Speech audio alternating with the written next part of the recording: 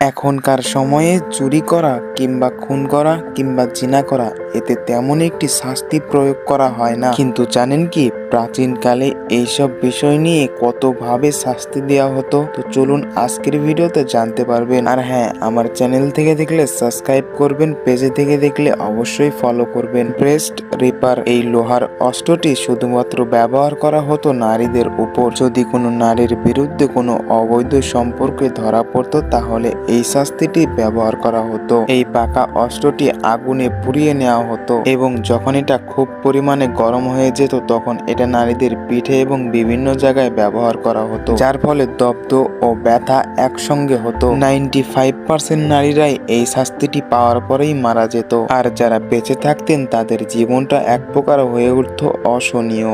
ফ্লেং খ্রিস্টপূর্ব 850 সালে রাজা দ্বিতীয় আসুরনাসিরপাল অপরাধীদের শাস্তি দিতে তিনি যে পদ্ধতিটি ব্যবহার করতেন তার মধ্যে সবথেকে ভয়ঙ্কর ছিল এই ফ্লেং, অর্থাৎ জীবন্ত চামড়া ছাড়ানো। এই কাজের জন্য রাজা বিশেষ একটি অভিজ্ঞ লোক রেখেছিলেন যারা ধীরে ধীরে অপরাধীদের চামড়া ছাড়াতেন। এরপর সেই চামড়া রাস্তার মোড়ে টাঙিয়ে রাখতো যাতে মানুষ অপরাধ করতে হাজারবার ভাবে। এই নির্মম শাস্তি ছিল তখনকার সময়ে রাজকীয় শক্তি। দিব্রঞ্জেন বুল প্রাচীন গ্রিসে মানুষ কোনো অপরাধ করতে গেলে হাজারবার ভাবতো, কারণ মানুষ জানতো মৃত্যুর থেকেও শাস্তিগুলো ভয়ানক পরিণতি বেশি। এই শাস্তিতে ব্যবহার করা হতো এক বিশাল গরুর পিতলের মূর্তি। মূর্তিটির পিঠের দিকটি মাঝ বরাবর একদম খোলা থাকতো। অপরাধীকে মূর্তির ভেতরে ঢুকিয়ে দিয়ে নিচে আগুন জ্বালিয়ে দেওয়া হতো এবং ষাঁড়টির মুখের একটি সাইডে এমন একটি ডিভাইস বসানো থাকতো। ভেতরে থাকা অপরাধী যখন কোনোভাবে আওয়াজ করত তখন সেটা সঙ্গীতের মতন শোনা যেত। আর এই অপরাধী পোড়ার দুর্গন্ধ থেকে বাঁচানোর জন্য